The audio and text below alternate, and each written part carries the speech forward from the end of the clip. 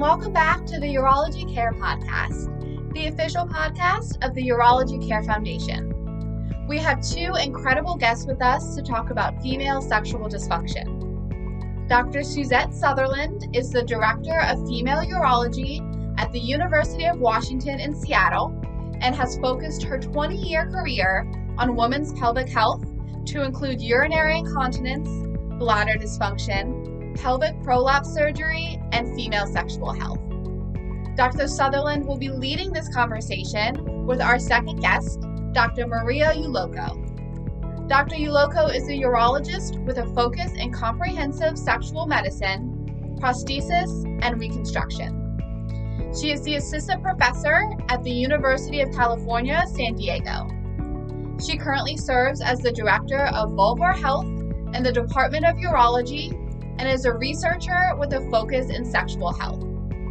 So sit back and get ready for this interesting and informative conversation on female sexual dysfunction with Dr. Suzette Sutherland and Dr. Maria Uloko. We're very excited to have you both on the podcast today for this incredibly important and informative conversation. So we're going to jump right into it, and I'm going to hand it off to Dr. Sutherland to get us started. Thank you. Well, it's just a great honor to do this. I'm excited that the Urology Care Foundation chose this topic as well. And so we're excited to do this podcast and bring some light to patients and their families and such about female sexual dysfunction, what it is and what it means and what we can do about it. So I guess, we think about what does female sexual dysfunction mean and how big of an issue is it?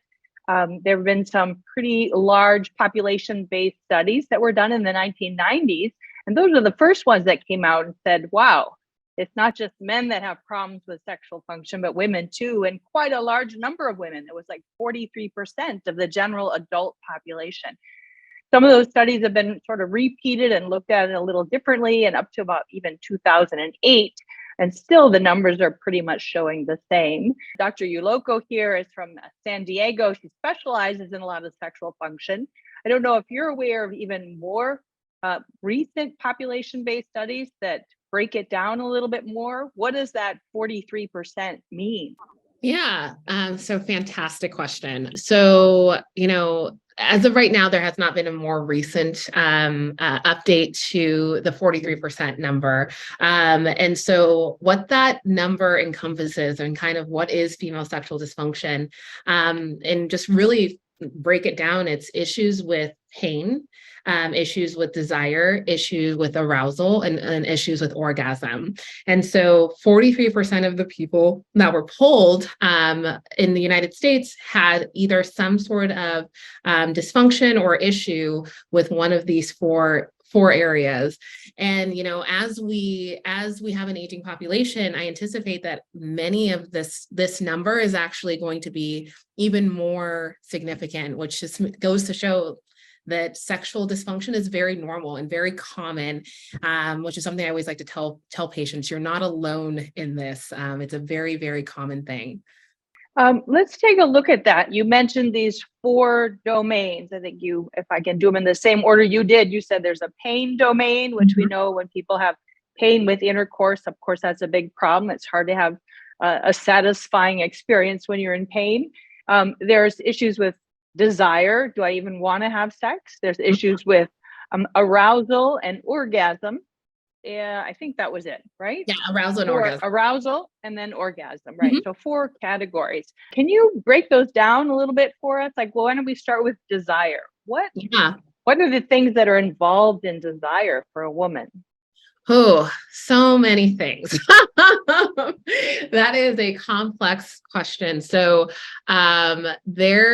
and one thing I always like to tell people is that, currently we are living in an unprecedented times. Desire is a really complex thing. There's so much that goes into desire from a biologic standpoint. Are your hormones normal? Or do you feel healthy? Are you well adjusted? Are you sleeping well? Like, what's your overall health status? And then there's also a lot of social and societal things for a lot of women that also goes into play. Like if you're someone that's constant, that is as we saw throughout the pandemic, we kind of saw how a lot of women take on a lot of the parenting burden or the household burden. So, if you've got a checklist of 40 things, sex tends to go down the list when you're trying to, keep your family afloat. So those are also the interpersonal things that go into desire of like asking the question of, do I even want to have sex? And sex can look in many different ways. And so, that's the thing with desire, is that I wish there was just one magic pill or one magic thing to fix it, but there's a lot of things that go into it. And pain comes into a big thing. If you have a lot of pain with intercourse, whether it's deep pain or shallow pain or entrance pain, of course, the last thing you're going to want to do is have sex, right? It's like, I could much rather do anything else. Like a bowl of ice cream sounds much better than having, really painful sex. And then and there are many things that can cause pain. One of the most common things are in our aging population is menopause. There are many, if you don't have healthy hormones, you cannot have a healthy vulva, which then ultimately means you can't have a healthy bladder. And so all of those things can really play a huge role on people's ability to have sex and the pain associated with it. Many medications can cause it, many other physical conditions, medical conditions can cause pain with sex. And then, okay, let's say that you're ready, you want to have sex and you have no pain because your vulva is very healthy, you're on the right hormones and no issues. But then the other question is, well, can my tissues respond? Arousal. So now that I feel that I have a desire, mentally, do my genitals respond, right? Like, do I actually do I actually produce lubrication? Can I feel my clitoris? Can I feel all of the sensations? And so that's the arousal piece that comes into play. And then the orgasm piece. So we think about it as from, it all accumulates in orgasm, right? Once we have a perfect desire, we have no pain, we have perfect arousal, it all comes to orgasm. And there are many factors that go into, people's ability to reach orgasm. So I always tell people that, sex is people always want to say it's simple or it's actually very complex.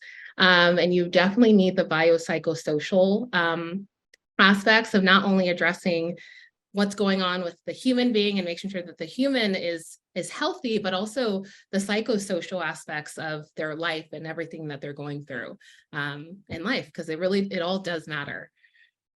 Yeah, well, that was a great explanation. Really brings home the point that it's multifactorial. That's another word that we use. You said biopsychosocial. You break that apart.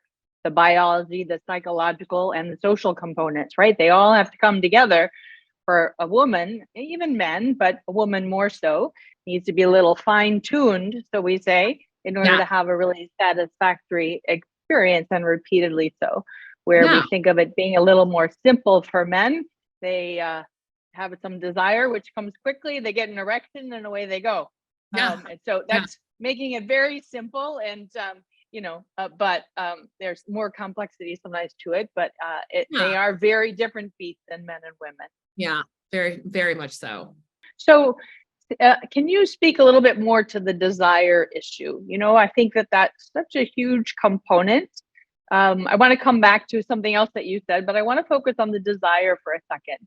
It's such a huge component for women, and especially as women age. You mentioned that, and we think that there are some hormonal effects there as women go through menopause. Maybe you can speak to that, and what can women do to help with that desire component outside of the kids are screaming, I need to sleep, all of those other issues. What are just biological or hormonal things that a woman can do to help in that category? Yes. So, and I briefly mentioned menopause. So what menopause is that your ovaries essentially have stopped producing hormones. So you're no longer having periods, you can no longer get pregnant. And because of that, your body has no need to make hormones anymore. And that Rachel Rubin, who's also a urologist and really huge advocate in female sexual health and just sexual health in general, I heard her once say menopause has the worst PR, and it really does. So many of my patients will come to my office and they'll feel so guilty too about like, I love my husband or I love my partner and I have no desire. And I'm like, okay, let me give you a secret. You have the hormones of a 6-year-old. And so we, when we think about it, we don't think of, children in the setting. And it's like, you should also have that same grace for yourself. Like your body has gone through this huge change. And right now you have nothing that's driving a lot of that, even though mentally you're like, yes, I'm so happy. I really want to do it. It's like, there's no biologic driver. So one other thing I always tell people is that, hormones are really, really, really, really important. You've lived most of your life with hormones than without it. And one hormone that oftentimes gets a bad rap is testosterone. So testosterone is actually really, really, really important in all people. And there have been studies that have been done that shows that testosterone production by the ovaries is actually 1,000 times more than estrogen. And so some of that is then converted to estrogen, but you are rampant in testosterone. It's what drives your metabolism. It's what drives a lot of sexual health. And so when you have that dip, of course you don't want, if you don't have that driver for sex, it's really hard to do it. I mean, again, that bowl of ice cream sounds much better. And so for people, I think it's one of the other things too, I always tell people is that your brain is your biggest sex organ. If you come from a place of, I want to have sex, I'm not having sex, there's something wrong with me, that's going to be also a huge mental roadblock to getting to the goal of a good, healthy sex life. So understanding that right now you may not be where you want to be, but that there's actual medical reasons for it. Menopause is a big one. Many medications also have negative sexual side effects, and understanding that there's oftentimes not just you. It's not just in your head. There's actual real medical reasons as to why people can develop these. And for many people, depending on where you are in your life stage of menopause, premenopausal, there actually are medications and treatment options for low desire. So it is something that FDA approved treatment options too, that can be addressed. And you don't have to suffer in silence. It's not in your head. It's a real medical reason as to why.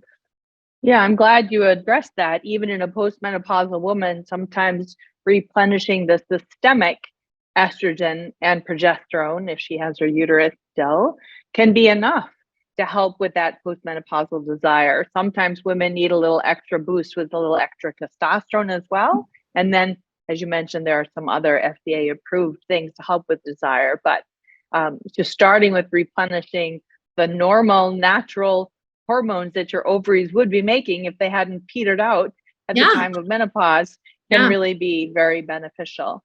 Can you speak to the other FDA approved mechanisms or medicines, for desire? What are those?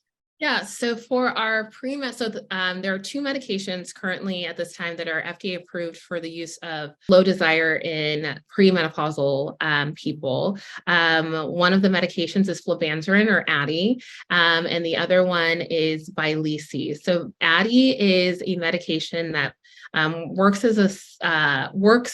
to essentially decrease the level of serotonin, it doesn't decrease your bloodstream levels, but it prevents serotonin from working on a receptor. That receptor then decreases your drive. So if you block the effects of serotonin on the receptor, it then increases in theory, increases their sexual health and their sexual drive. I call this medication the slow burn medication. It takes at least 6 weeks before people start seeing improvement. Typically what people start seeing initially was right off the bat is better sleep. So one of the side effects of Addyi is that it can cause some drowsiness. So it's great. So many people will take it at night. It's recommended to take at night. many people are like, I feel so much better well rested. That also goes into that pot of desire. If you're not sleeping well, the last thing on your mind again is, is sex. It's just like, why? I'd much rather get 30 minutes of sleep than not. So that's a great, fantastic medication. And then there's Vyleesi. So this is a 48-hour medication. This is what I call the fun drug, the weekend one, because it lasts for 48 hours. And it's very instant on, instant off in terms of symptoms, or in terms of the improvement. So it's indirectly affects dopamine, which dopamine, when we think about neurotransmitters, like the brain chemistry, dopamine is pro-sex, serotonin is anti-sex. So anything that is going to be stimulating like dopamine, that's what's going to also cause that drive. So these are two FDA approved medications for women with low desire. And Vyleesi you can use in postmenopausal women. You can use both of these in postmenopausal women. It's just depending on insurance coverage, and some of it might be used off label, but as well as premenopausal women. Yes. Yeah. Yes. Oh, so that's nice. Okay. So it's interesting that the drugs that are FDA approved for female sexual dysfunction in women have to do with changing brain, chemistry in order to improve desire. Mm-hmm. Whereas when we look and see what FDA approved things predominantly are for men for their sexual dysfunction, it's about, getting an erection. Increasing the blood flow to the penis. It's the, vascular, neurological things to improve the part that's supposed to work isn't working so well and making the part work better. Whereas for women, it's about changing their thinking about sex so that they have some desire. That's kind of interesting. Right? Yeah. That's really a big dichotomy with respect to mechanism of action and what we're trying to do. Yeah. That's very fascinating. I think it is. Yeah. I think you bring up a great point of, where we're at from a sexual health standpoint needs to take a much more holistic approach of not only just biology, but also the psychology and the social aspects from a male and female standpoint, because there's a lot of psychology and that men also have to go through in order to want to have sex, and they have kind of this unfair pressure of like, if they also don't feel like they want to have sex, there's something wrong with them, because inherently our society tells us that men always want to have sex and women have to be coaxed. But it's like, let's just get rid of all of that and then just think about ways to make it so that everyone's just having a healthy sexual life without any pressure. I wanted to come back to a word that you use, and then as a segue into this other aspect of female sexual dysfunction. It has to do with arousal, orgasm, more vascular components. You use the word vulva. Can you first define what that is for everyone? Yes. So the vulva is everything except for the vagina. So most people, when they're referring to their genitals, always just says vagina, but the vagina is just the canal. The vulva has many different parts. It has your top part, which is the mons. It has your labia majora, which are the outer lips. Then it has the labia minora, which are the inner lips, and these actually serve as protective coverings for a particular area called the vestibule. So the vestibule literally means entrance to the church, which is a kind of a tongue-in-cheek. I love that. Yeah.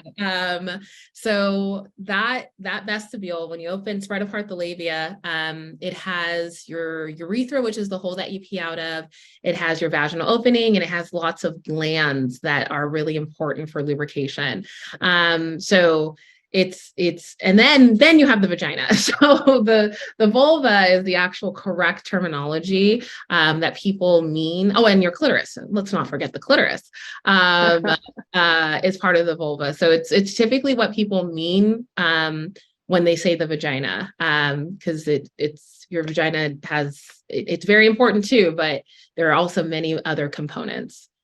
Yeah, it's really important to make that differentiation. Thank you. You explained that very well, because so much of the, sexual nerve endings and such are really in the vulva and not so much in the vagina. We all think that maybe you can speak a little bit to that. I mean, the the difference of the nerve endings in the clitoris versus in the vaginal area and this said G spot, which was, popularized in the 70s, but really is a huge myth. Maybe you can speak to that a little bit about the importance of the clitoris and some of the work that you've done recently, looking at more of the real anatomy of it. Yeah. So, I mean, a lot of the work that we know about the clitoris, it's a fascinating organ because it's been talked about in history as early as like ancient Greek and also early Arabic texts. But then it kind of just does this weird thing when it just falls in and out of favor culturally. And so it really wasn't until 2005 when Helen O'Connell, who was a urologist from Australia, who actually defined and gave us the first 3D structure of the clitoris. So that was in 2005. 1999, 2005 was when it first really, so I think that's when the study started, and then the data was finally published. And so that's pretty big. That's a huge, huge thing. You can't define something until you define it, really. And then, looking at the data, I realized that and there have been lots of people that are very big clitoral or big advocates for clitoral health and clitoral education. And through their work, I was able to notice that, whenever we talk about the clitoris, there's always the 8,000, the clitoris has over 8,000 nerve endings. And someone figured out that it was actually from a cow study and they'd never done a human model study. And so me and my collaborators, Paige Isabay and Blair Peters, I was like, why don't we just define it? And with our work in our different work and our respective work, Blair is a plastic surgeon and gender affirming surgeon. Paige is a OB-GYN. We said, yeah, let's do it. So we were actually the first to define how many nerve endings, just axons. So there's nerves and then each nerve branches out. So we're just able to define how many nerves are in one particular component of the sensory input for the clitoris. And it's over 10,000, which then means that each of those nerves then branches and then more branches. So it is a very, very, very, very innervated structure. Very, very over. Yeah. It's crazy to think about. For such a small thing, it packs quite the punch. And so it's a very, very important organ for sexual health. And it's the only organ that is solely for sexual pleasure. It does nothing else that we know of yet. And that's where science is going to continue to teach us things. Yeah. And we know there are a lot of nerve endings in the labia as well. Yes. They also engorge at the time of arousal. There's a lot of pleasure there. So we know the importance of the vulva, as you said, the whole external genitalia, not always just the clitoris, but there's a lot of pleasure that can be gained from other parts of the vulva.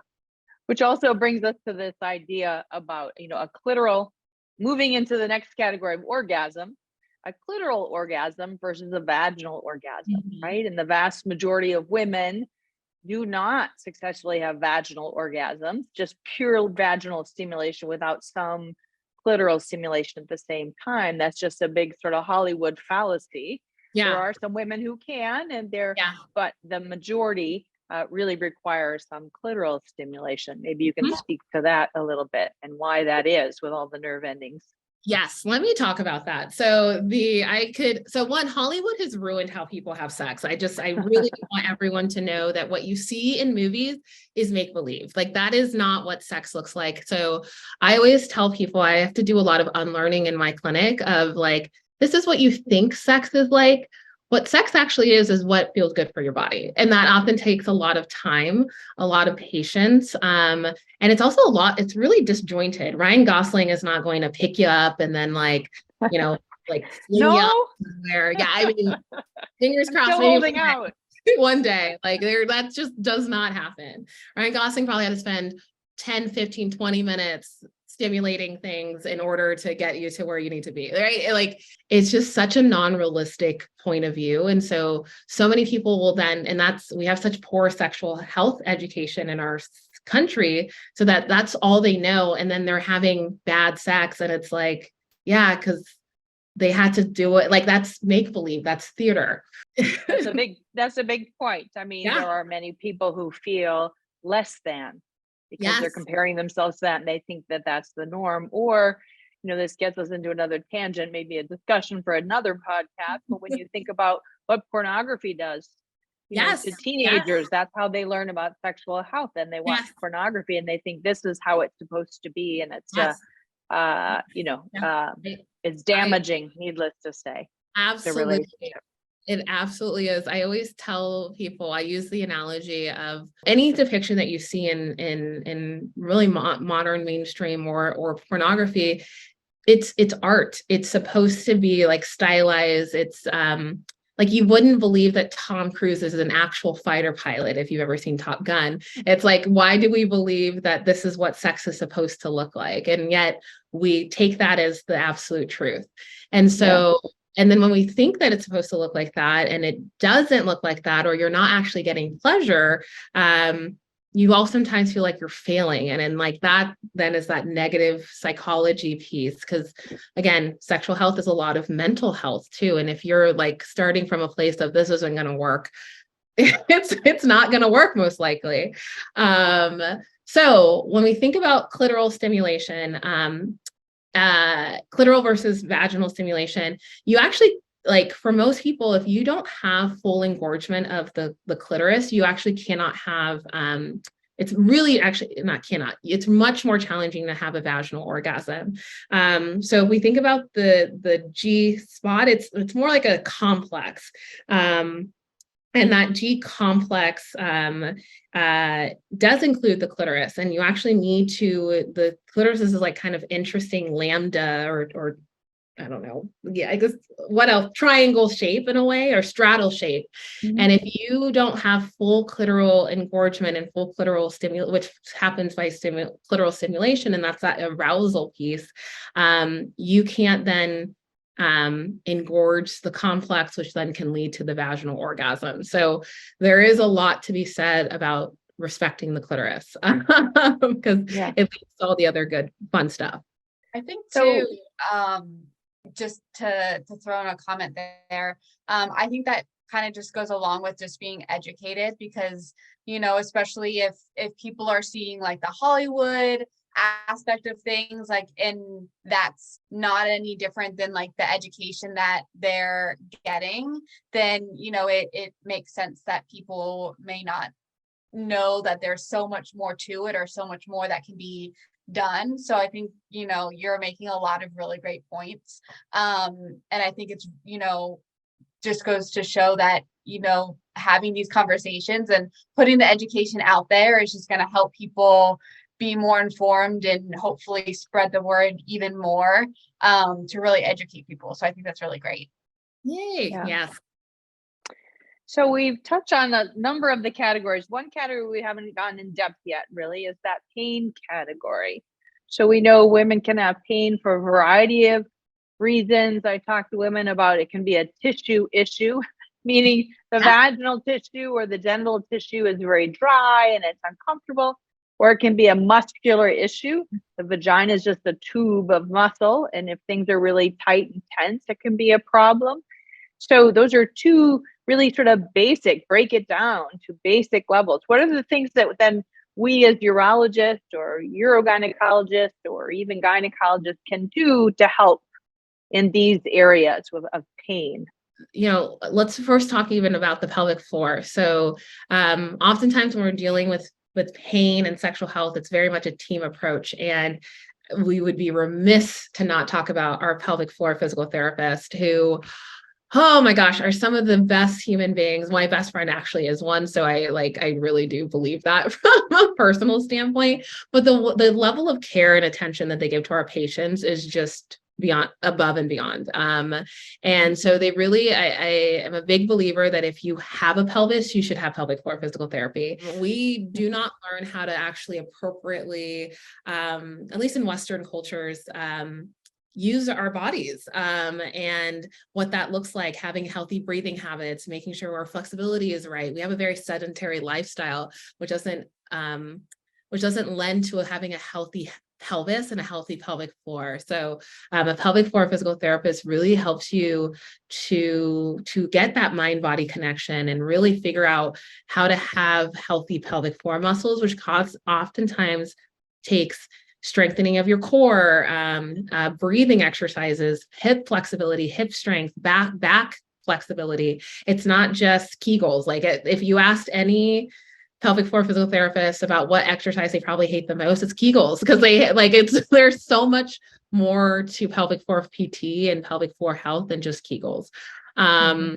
And then from a practitioner standpoint, in terms of a urologist, urogynecologist, and gynecologist, one thing I always tell people is that you cannot have a healthy vulva if you don't have healthy hormones. And so it's being really kind of shifting our framework of treating the problem when it comes versus preventing the issue. And so being more aggressive, like we have mammograms, we have our colonoscopies, but we also then need, patients to have really good vulvar health, and like starting them on hormones to maintain their vulvar health, local hormones to maintain their vulvar health throughout their lifespan. Or if a patient comes to you with recurrent infections and pain, starting them on some sort of vulvar hormone to not only prevent the infections, but also prevent the pain. These are really big, simple things that we can be doing as a community that takes care of people with vulvas, is making sure that their vulvar health is as optimized as it can be. Yeah, you mentioned it. I'm just going to make the point again. We're talking about local hormones, local estrogen in the vaginal and the vulvar area, which is a much smaller dose than what we think about hormones when someone's having hot flashes and night sweats and mood swings and maybe low desire, and they take a higher dose of hormones that goes systemically. The risks of hormones are really with the systemic, although those risks are very, very low, but that's where people are concerned sometimes about being on postmenopausal hormones. But what you were just talking about was the use of estrogen just locally in the vaginal, very small dose. It stays locally, but keeps that vulvar tissue healthy. I talk to women too, like, you use cream on your face, you use cream on your hands, you do things proactively to keep your skin healthy. It's just skin, and you want to keep that healthy as well. So that's how we try to get women to understand the importance of it. And as you mentioned as well, a couple of other urological things that it can be beneficial for as well, helping against recurrent urinary tract infections, sometimes against overactive bladder urgency, urinary incontinence issues. So it can help in a number of ways. Yeah. So, and then with the muscular component, sometimes pelvic floor physical therapists will engage with transvaginal massage types of therapy, because again, it's muscle, and get into the vagina and do some hands-on work if the woman is comfortable with that, especially if she's very tense and having trouble. We're using dilators, progressively larger dilators, using the dilator as a massage tool even, so the woman can help herself. So there are a number of things that our pelvic floor physical therapy gurus can do, which are really, really wonderful. Yeah, exactly. So one of the things I would say too that we haven't touched on quite yet, but it's a very important point, I know we all talk about that, is that the stress level needs to be there. So because a couple has sex maybe one time a month, maybe that's perfect for their relationship. There's no defined frequency of sexual activity or intimacy, physical intimacy, that defines a good relationship. To, quote something, I'm originally from Minnesota. I love Garrison Keillor, but he was quoted as saying, sex is great, but sometimes not as great as just really good sweet corn. So again, just implying that there has to be that stress level, right? It has to be a problem perceived by the woman in order for her to move forward.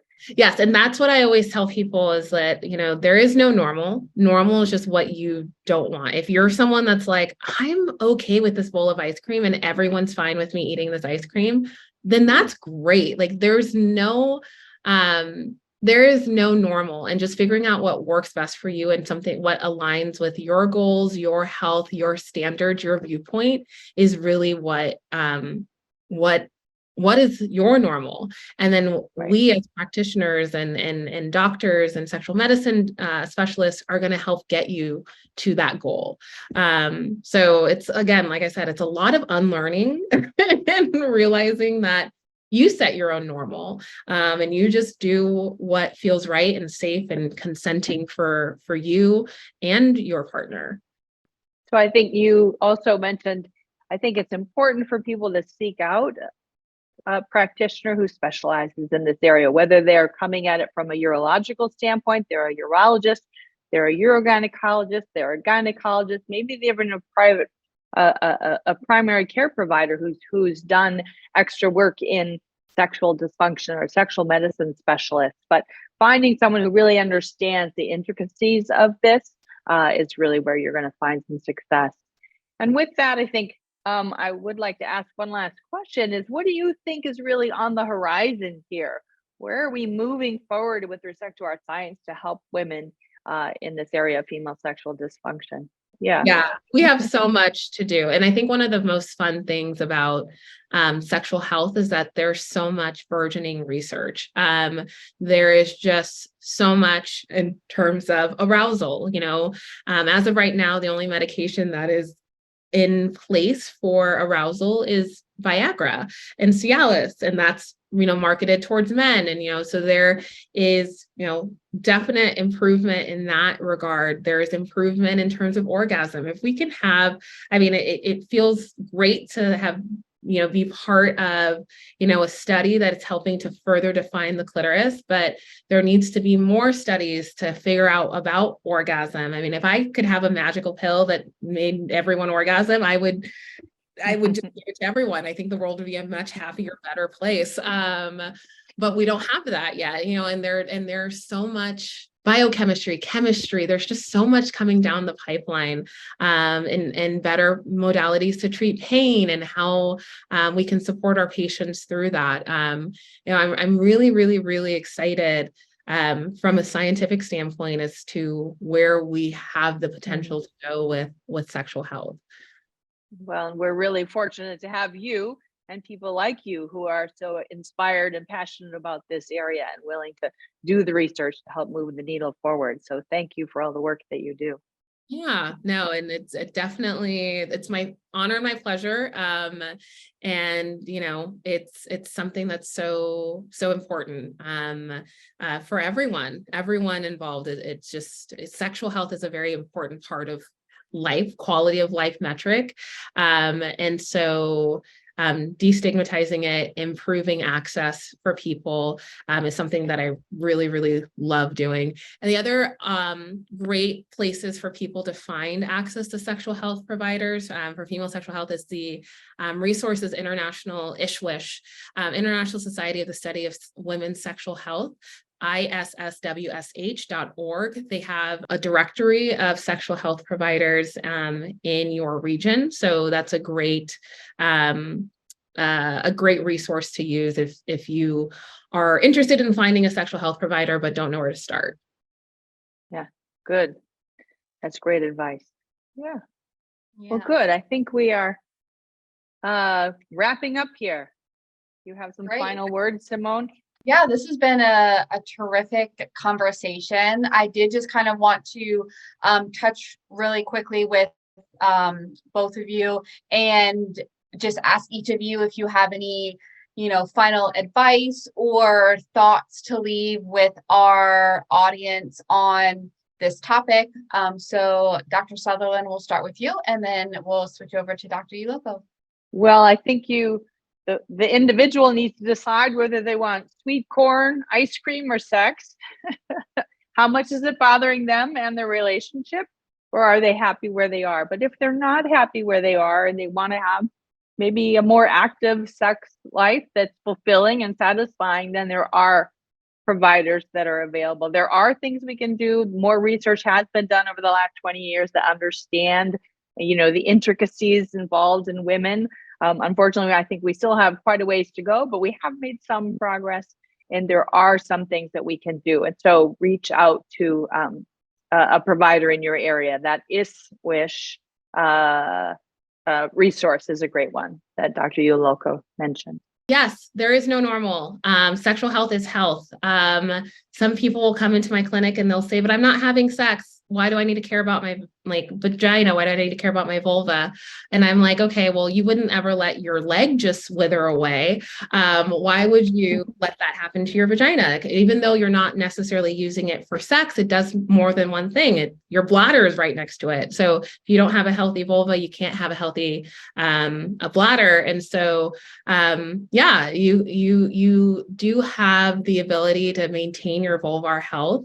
Also look at your vulvas. I want everyone, if you're watching this, to put the camera down and go and find a mirror and go and look at your vulvas, because there are a lot of silent changes that happen over time that no one ever notices until you either start having pain with sex or start having recurrent UTIs. And, by the time we're there, we're then having to play a lot of catch up to get your vulva back to healthy, versus if you're keeping an eye on these things, if you're tracking it, you can start early and intervene early, and you have less side effects. So know your body, know yourself, is what I always try to tell patients. Yeah, important. Yeah, really wonderful thoughts and advice from both of you. And thank you both again so much for this incredible conversation and for joining us on today's episode of the Urology Care Podcast. Thank you. Thank you. Thanks for having us. This podcast has been brought to you by the Urology Care Foundation, powered by trusted experts of the American Urological Association. For more information on today's topic and for all things urology health, visit urologyhealth.org. That's urologyhealth.org.